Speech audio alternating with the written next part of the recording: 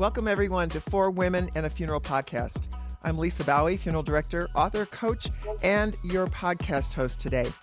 And this podcast was founded and sponsored by Funeral Women Lead, an organization that supports and unleashes the greatness in women to develop them as leaders in the future of the funeral and death care profession by providing Women's Leadership Academy, annual wellness summits, mentoring, coaching, and educational resources. For more information, please go visit our website at funeralwomenlead.org.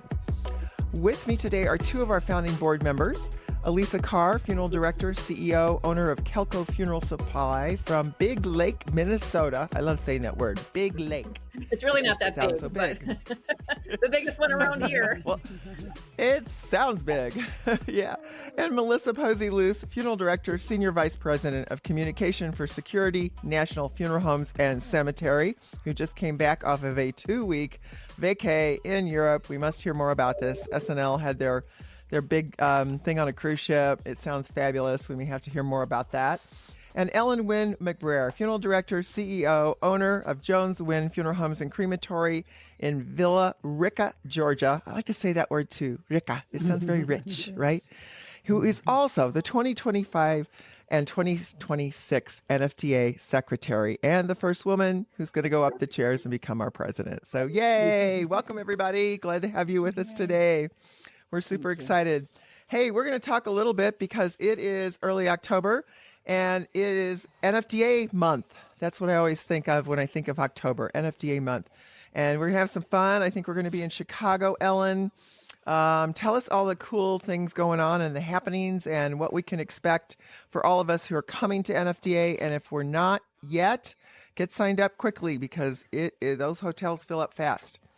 Yes, the hotels do fill up fast, and then the adventures fill up fast. So go to the NFDA.org website to look. It's October 26th through October 29th, and it's just going to be a great time. And as Patty was our guest last month, talked about when she did that for NFDA. There's so many new speakers that are going to be there. It's just an exciting time. I always say that the NFDA International Convention and Expo is the Super Bowl of funeral service. So if you're not there, you're definitely missing out because it's time to, whatever you want out of it. If you want to go to a city to see the city, if you want to network with other funeral professionals, if you want to educate yourself and you have a degree in whatever we're doing in that convention space, you can do any and all of it. So definitely don't miss out. A fraction of the cost of a Super Bowl ticket.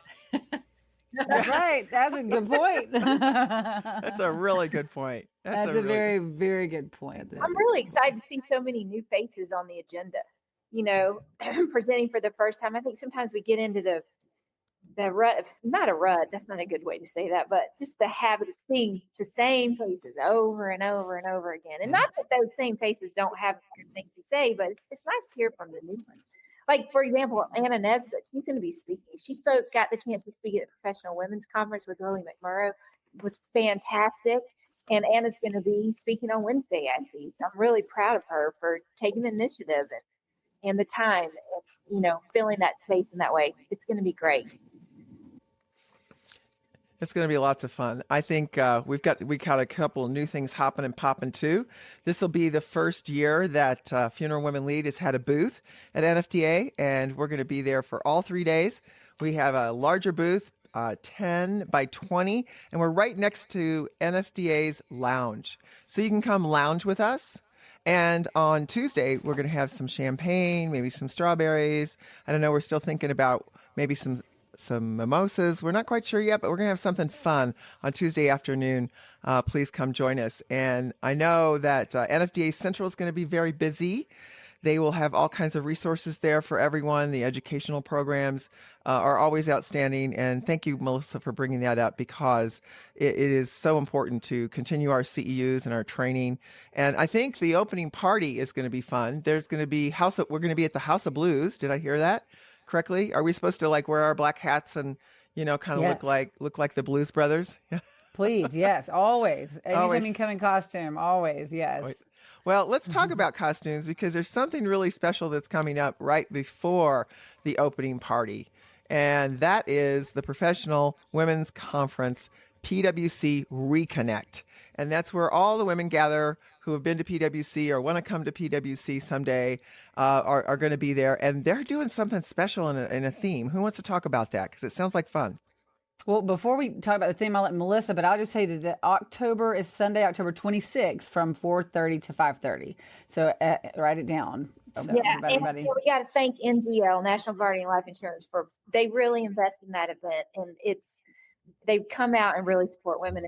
So thank them for putting that on. That's going to be great. I have not gotten a whole lot of information. I think it's a surprise and kind of a new thing this year. Is it? Format. Yeah. So I think it's definitely don't miss kind of thing.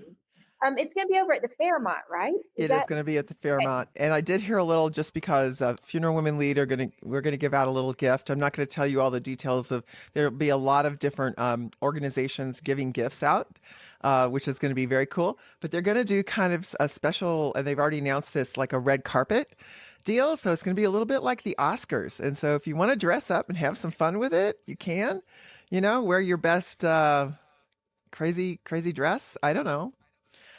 Comfy shoes, though, because we're going to be on our feet all night. I haven't quite figured that out. Those stilettos that they wear when they come down the red carpet, like at the Emmys last night, I saw some great dresses. I'm like, no, I don't think I can pull that off anymore. I don't know about you. It might be. Yeah, it might be seen and be seen, right? Exactly. See and be seen. I think that sounds like a good idea. I know I always look forward to that event. You get to see the people, some of my best friends in the profession come to that thing every year. And then to get to meet the new people that really want to be a part of everything. It's just, the energy is just fantastic. So I'm excited. I think so too. And it probably will not be as hot this year because we'll be inside at the Fairmont. It is fall in Chicago, so you can dress a little warmer, I think. Last year we were in NOLA, New Orleans, right? New Orleans. Mm-hmm. Yeah, it was a little warm. Of course, we like it warm when it starts getting cold, don't we, ladies? Exactly. What else, Ellen? What else can we expect? I think, how about Ellen's installation? Are you getting installed as something, right? Yeah. As secretary, I'm so excited. Yeah, that'll be on Tuesday. So everybody please come. I'm excited about that. Tuesday, what time and where? Let me pull that up. The exact time will be... Y'all keep talking about other stuff while we talk about Tuesday. Okay, I'll tell you about where our booth is. So Funeral Women Leads booth is going to be 1920. So just think, you can dress like the 1920s if you want. So 1920. And again, we're real close to the NFDA lounge. So come by. We've got some gifts there. Oh, and I'm going to be talking, while Ellen pulls this up, what she's going to be doing. I'll be at NFDA Central. I'm super excited about that. They have invited me, as some of you may know, I had this little book come out called Wake Up Calls. And I will be at NFDA Central at Sunday from 12:30 to 2:30 with my book. And I'll sign your book if you buy it from the NFDA bookstore. Sunday at 12:30 to 2:30. And then again on Monday from 8:30 to 9:30. So as you're coming in to register, please come see me. And if you miss me there, I'll be at the Funeral Women Lead booth Monday and Tuesday from 12 to noon. And Wednesday from 10 to 11, I believe. So we'll get some books signed, and all the proceeds of the book go to charitable organizations that support women's education. The Funeral Service Foundation is one of those, and we do support Funeral Service Foundation and PWC program. We help support scholarships there, as well as things that we're doing at Funeral Women Lead and other charitable organizations. So here it is. Ellen's holding up her book. I am. If you're listening in, you see it, and she promises to bring it to get it signed. To get it signed, yeah. So even if you don't buy it to help charitable donations and just want a good read, it's an easy, very fascinating. It's a great read. I've not put it down, so it's a wonderful read. Thank you, Ellen. I had somebody tell me that they read it on the airplane going somewhere. Might have been to one of your conferences that you were attending, Melissa, and she said the same thing. So, as an author, this is the first time for me. I've never done authorship stuff, and you don't know how people are going to react to your book, and it's kind of hard to tell your own story. I mean, think about all the things that have happened in your life and your career over the years and what you can teach others. That was the whole purpose of writing the book. But I had to dig pretty deep sometimes to pull out and they helped me. I had a good editor and helped me pull out some of my stories that sometimes were a little hard to talk about. And Well, and you could feel it through reading it.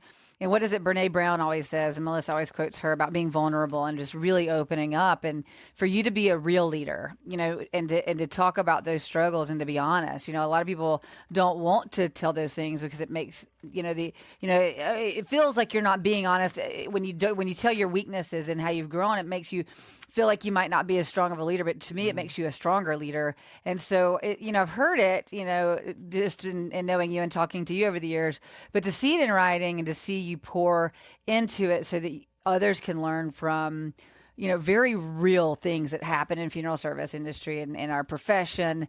I know it was a good wake up call. Thank you. Thank you. Well, Ellen, yours should come next because you and I have similar paths and how we lost our dads our dads died at a very young age, and how we came into the business and what happened when we were there, and just some of the struggles that we went through. You've had your own set of struggles too that haven't been easy. And I know, Melissa, you've gone through that as well in a family business where as women, we're not always recognized as the leaders or the future leaders of tomorrow. And I think that's something that we want to help fix at Funeral Women Lead, as well as PwC, is help really uplift these women and help them become the future leaders of tomorrow that we know they can be. But they need us to kind of step in and hopefully lead the way and tell our stories, In this era of seeing people, you hear that term a lot. It's like, how do you see people? You need to see people, and they want to be seen. I think writing this book, Lisa, was you seeing yourself. And I heard this morning on a podcast, this gal, Emma Greed, was interviewed by Mel Robbins, and she was talking about Diane von Furstenberg. And Diane would say something like, you must be your own best friend. I wrote it down because I thought there might be an opportunity to say that today. And I think in writing this book, you showed an example to us about how to do that because you saw yourself and had the courage to tell your story. Mm-hmm. So, and the things that we're doing with Funeral Women Lead, I think we're trying to really provide the opportunity for people to tell their stories and see themselves for the good and what's in them and the possibilities. Yes. Not just seeing the possibilities, but making those possibilities realities. So, Really good point. People resonate with somebody that gives up some of their vulnerabilities, and really can see you as a human. Like everybody's human. Everybody cries. Everybody, has emotions. And if you can have a conversation with somebody or be in a room filled with people and you hear that come from somebody else, I think it changes the mindset. I think they feel like they can connect with you. If you're a big name, whether you're a celebrity or you're whatever, or just, Jane Doe in the room, you all have a connection point with those sort of conversations. And I think that makes it real, makes it human.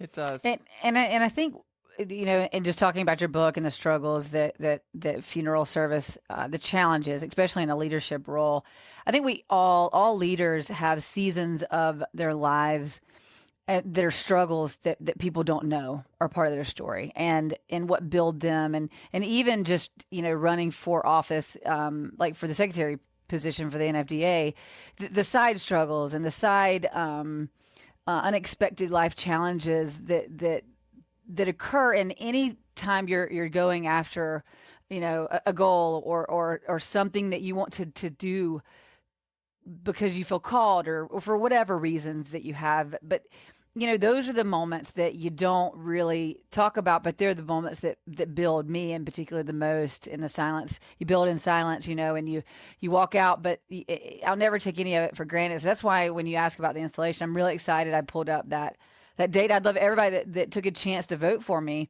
and cheer me on. And I'd love anybody to come to that installation. I have my shoes picked out. I'm working on the rest of my outfit now, but the installation will be on Tuesday, October 28th from 4:30 to 5. And so I'm just really excited about that. And it'll be at the convention center, right? In one of the rooms close by. It will. Yeah. It sure will. And then there'll be a reception that follows. It'll be in our program. It'll be on our app. 4:30 to 5, you will be officially installed. That's so cool, Ellen. And so I know cool. you had so many, you talk about struggles. We should talk a little bit about our struggles, ladies, that we've each had and maybe share one. But you had some struggles during that campaign. And, I'm sure there were times where you you wanted to step back and almost give up, or just say, I'm going to do this because this is important that I bring myself and my whole self to NFDA to help them grow and be better. But there's a lot of naysayers out there. There was a lot of naysayers when I was growing up, that thought women didn't belong in the business at all. And I'm hearing, unfortunately and sadly, that that's still the case. That's still the case. And if you read little parts of my book, you'll see many of my struggles. So many. We don't have time on this podcast, but, it's in there. And it helps you feel human. I'm in an author support group. Yes, they have them for authors too. And one of the things that Funeral Women Lead, we want to do is have like funeral women support groups, right? So that there's a place for you to go with your struggles and with somebody that can possibly help you. But she said she was sharing her book launches today, and she's Hispanic, and she's this great Hispanic leader. And I so related to her because she goes, my book's done, my book launch is planned, and I feel depressed. It's like, what do I do now? The book's done. I worked so hard getting this book done. I thought, that's what I've been feeling. That's so weird. So my book launch was early September, but I was just kind of like, it's almost like you get this whole buildup, and then all of a sudden, now what? Right? What do you do with that? So having people to relate to, I think, that have common things of interest, right? The struggles that we went through in our early careers, ladies, as funeral directors, as women in the profession, we share our stories. Let's take a moment. Ellen, you want to share one struggle? I do actually, but before we do that, I like to, when you talk about a support group, I just want to add to that, because growing up, I would listen to people talk about, support groups, and I would always think, well, I don't even know how to find something like that. And so I always try to think outside of the box for people that may not have a support system or new to our world of funeral professional world, is to at least have one person that's a safe space, like your ride or die, like somebody that when the life is crashing down around you, that you can call and they don't try to give you the right answers or try to coddle you, but just listen, right? So that you can get it out in a safe space, like a support group, and then you can keep going with life. Like, I just got to get this out and just keep moving. And I hate to use this analogy, but I'm also a mom of 4. And this is a very clear example. It's almost like a bad fart that you keep inside. If it's going to come out eventually, but just let it out to a safe place so that it's a controlled environment. So you don't do it, somewhere it shouldn't come out. So, like I said, I hate to just be like that, but I'm a mom of 4, and it's just very real, right? We all are humans. So a safe space or a safe person or just something for self-care and to protect. So it's not always that complicated to have to find a group that you feel comfortable with, but even if there's just one person. So I love that, a safe place to fart. So yeah, you must be talking about my family, very German. Yeah, if you try to hold that in, or you try to hold in negativity, it will come out at some point. So it's better go ahead and just plan ahead. I know my mom might go ahead and dig her own grave, because she's gonna she's gonna be like, oh, that's my daughter. I love it. I love it. These are the moments she says I'm a lot like my dad, so it's all good. That's good. That's good. Well, yeah, if I'm a lot like my dad too, and that's where that German side comes from. So, Melissa, how about you? How about a struggle? Oh, did you get to tell your struggle? Or I thought farting was your struggle. Yeah, well, no, that's not my struggle. I said I'm a mom, right? I won't tell which kid it might be, but which little one. But my struggle was that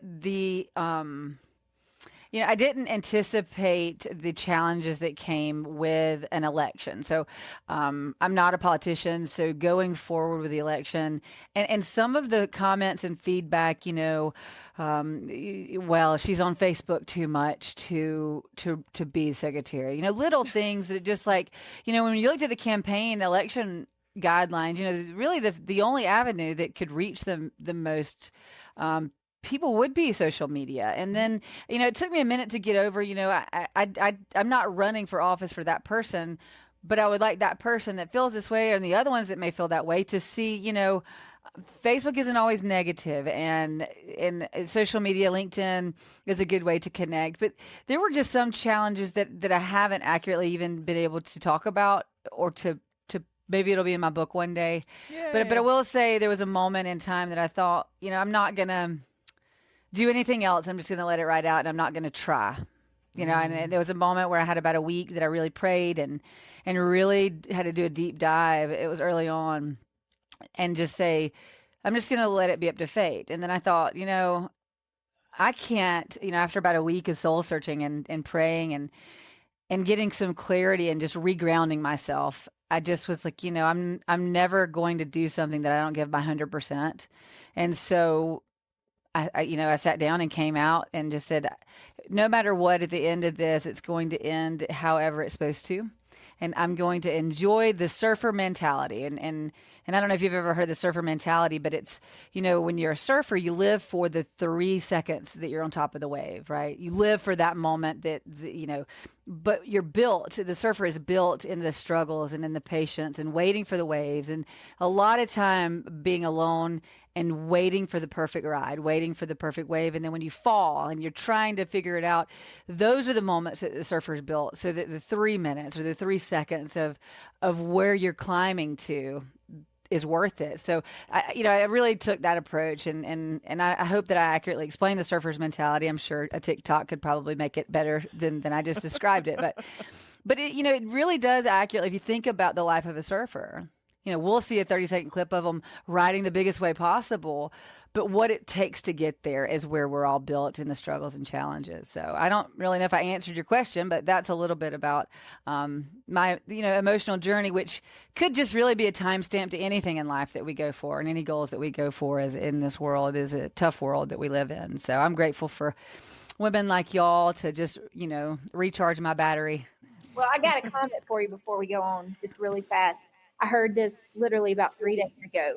You came up in conversation on a cruise boat leaving Norway. And the conversation, the crux of the whole thing was, Ellen Wynn, and I didn't say this, although I feel this way. He said, a man was saying this to me in our profession, and he said, Ellen really deserved to win because she worked so hard. She really has put the work in. And I really respected that about her. That's what he said. And so I just want to applaud you because you did. You worked. Thank you. Applause. You did. Thank you. You worked your tail off. That means a lot. You That means worked a lot. your tail off.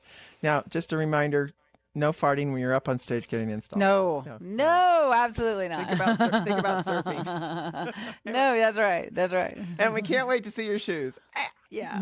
I'll be looking at your feet, by the way. Yeah, my mom actually surprised me with a perfect pair of shoes on her recent trip to Paris. So I'm really excited. Oh, they're from Paris. Ooh. Mm-hmm. That's a little sneak. Yes, they are. I'm excited. So a little sneak. That's right. I am. Yes, I am. So it's fun. That's cool. All right, who wants to go next? Share a struggle. I'll go. Okay, go. You go. Well, like Lisa and Ellen, I lost both of my parents at a very young age. When my mother died, I was 24, and when my dad died, I was 27. Yeah. But I had worked for my mom for several years, over a decade before she passed away. So I was working in the business already. And although I felt very comfortable when she was around, after she wasn't around, I felt very intimidated. I was the youngest one in a group of 25 employees.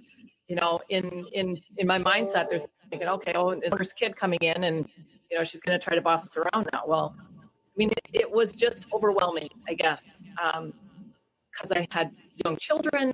I'm now responsible for 25 more lives. Like, I really got scared, like after I made that decision, and wondered if I made the right decision.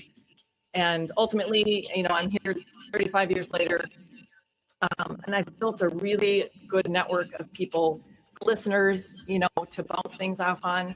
So I think that was my biggest struggle, is feeling like I didn't really belong in my own company in the beginning. Interesting. Yeah, in that period of 3 years between my mom dying and my dad dying, my dad, although very proud of me when talking to other people, he could never tell me that to my face. So I didn't know that. Oh. Well, I can't wait to read your book when you write it then, because what a story of survival and figuring out who you are and not even knowing that about your dad. Like that's let's take a moment just to honor that just journey. And so, and your impact in funeral service and lives and. Yeah. Isn't that something? I think that generation of men, though, really struggled saying those words. And my mom as well. My mother was very Scots-Irish with some German thrown in. And I had the same thing from her. I finally got a note card written by her one time where she sent me a card congratulating me on something that, I don't know, some community thing. And she actually said the words that she was proud of me. But I like you, Elisa, I didn't hear it until after my dad died and heard it from all his friends. And I was like, I wish I'd known, you know? I did. Yeah. I could have gone to him in times where I felt like I needed somebody that. Yeah. And I can still feel the emotion in you now, as you look back on it. So, yeah. Let's honor that. As Ellen said, it's important to remember. We know our dads were proud of us. They just don't have the ability all the time, based on who they are, to actually share those kind of conversations. And we need those as women. We need somebody to tell us we're doing okay and that they're proud of us. I mean, so it's all right. Yeah. Totally lost. Yeah, it's not easy. We know that's not easy when men lose their wives. That's why they call us the stronger sex ladies, that we're stick around to pick up the pieces, huh? Yeah, that's right. Thank you for sharing that. That's awesome, Elisa. And that's a different form of grief to hear you say, I could have gone to him. And that's also a part of like learning from things so that it explains why you pour into others so that you can help encourage people so that they don't have those missed opportunities and to carry that forward. So, that's such a brave story too, because that takes a lot of courage to share, Elisa. It really does. Keep sharing that story. That's important because it also proves. I haven't been told many times I should write a book. Well, I have a great book coach for you. If anyone wants to write a book, get a hold of me. But I have a great book coaching class that you can take. It takes about 6 months to take it, but they will get you from your ideas to your draft, to get your draft ready, and then it goes off to editors and publishers. It's a pretty cool process, and they really hold your hand. Yeah. I think this is your wake-up call to write one. Pun intended. Yeah, I do.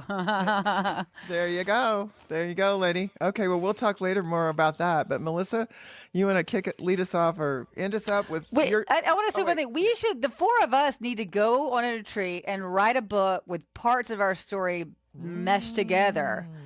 Yeah, so... There's a lot that can be intertwined, but I'm sure there's a lot that differences and daily struggles. I think there's people that, dysfunctional families all over the place that, somehow function in daily society, but nobody wants to talk about it. Nobody wants to talk about it and what happens behind the scenes too, right? Well, I didn't tell all my stories, so I still have a few left, but I tried to be sensitive to others, and I was sharing some of my struggles because it is a hybrid memoir, which means it has more leadership lessons in it, and it has some memoir as well. I didn't want it to all be about me. I wanted it to share what I learned, and especially through all the mistakes I made, that it's important that you understand it's okay to fail sometimes. It's okay to have these things that happen to us, and how to lift ourselves up and learn to lift ourselves up afterwards, which all three of us had to do. And Melissa, you've had some struggles too. You want to tell us about one of yours? I